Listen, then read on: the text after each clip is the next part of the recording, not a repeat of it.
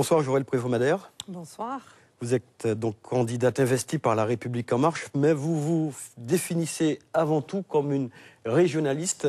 Ma question, qu'est-ce que cela veut dire être régionaliste? Très clairement et très simplement, porter et défendre les intérêts de son territoire, de sa région, la Guyane, en étant dans la République. Ouais. Est-ce que vous êtes une régionaliste de droite, du centre ou de la gauche? Écoutez, si j'ai accepté l'investiture de En Marche, c'est bien parce qu'il n'y avait pas ce genre de positionnement à devoir donc expliquer. Au sein de ce mouvement, on retrouve des gens de droite, des gens de gauche, des gens du centre. Parce que je considère que les problématiques de la Guyane ne trouveront pas des solutions uniquement de la droite ou de la gauche ou du centre. Ils ont tout de même une fibre, ces candidats qui sont investis par La République En Marche. Une fibre libérale, une fibre sociale, à gauche ou à droite.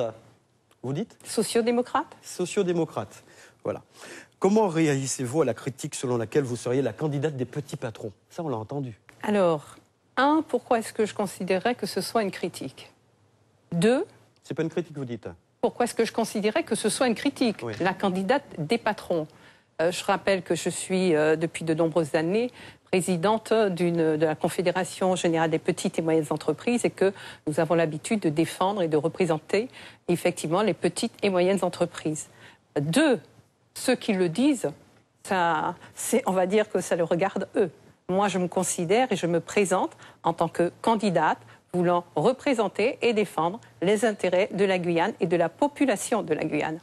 Pendant plusieurs années, vous avez été membre du Conseil économique, social et environnemental. Est-ce que vous considérez cela comme un avantage pour bien aborder le mandat de député si vous êtes élu? Évidemment, parce que c'est une véritable école que le Conseil économique, social et environnemental.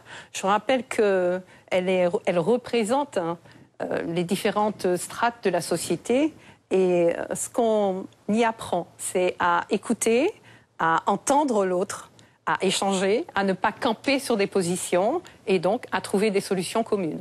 Donc c'est une belle école de la vie, mais le Conseil économique, social et environnemental m'a aussi permis donc de développer un relationnel, puisque au sein de cette instance, je peux représenter au sein, par exemple, de la Commission nationale d'évaluation des politiques outre-mer, travailler à différents dossiers. Donc, on est en contact avec des personnes du gouvernement, parfois. Et donc, c'est bien ce que je mets en avant. C'est non seulement mon expérience, qui date depuis 6 ans maintenant, mais aussi le lobbying que j'ai pu y développer. Cela permet de constituer des réseaux.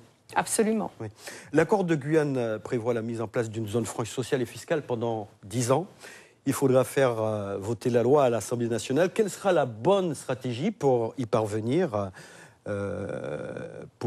d'autant que les autres régions d'outre-mer vont certainement réclamer leur part du gâteau et que cette mesure soit appliquée dans leurs territoires respectifs? Alors, très exactement, vous devez savoir que Mayotte, déjà, s'est positionnée en disant qu'elle voudrait, si cette loi était mise en place, effectivement, donc qui permette l'application d'une zone franche fiscale et sociale, qu'elle puisse être appliquée également à Mayotte. Ce qui peut se concevoir, puisque 2 territoires sont quasiment jumeaux dans les problématiques, c'est bien la Guyane et Mayotte. La Martinique, la Guadeloupe et la Réunion sont également en attente. Si cela devait être mis en application, mis en œuvre pour nos territoires, ils demanderaient certainement à en bénéficier. Par contre, ce que nous mettons en avant concernant la Guyane, c'est ce que le Conseil constitutionnel a reconnu dans un jugement le 31 octobre 2016, c'est que la Guyane a effectivement un certain nombre de particularités, de spécificités et de difficultés qui ne sont pas les mêmes dans les autres territoires. Une dernière chose, Joëlle Prévost-Madère, vous avez été battue au second tour des élections législatives en 2012, 45% des voix. Au deuxième tour, est-ce que vous pensez avoir toutes les armes aujourd'hui pour l'emporter? Écoutez, au lieu de répondre à cette question, je dirais plutôt que ce qui m'inquiète, c'est que déjà en 2012, je parlais de la situation que nous connaissons en 2017 et qui a conduit à ce mouvement.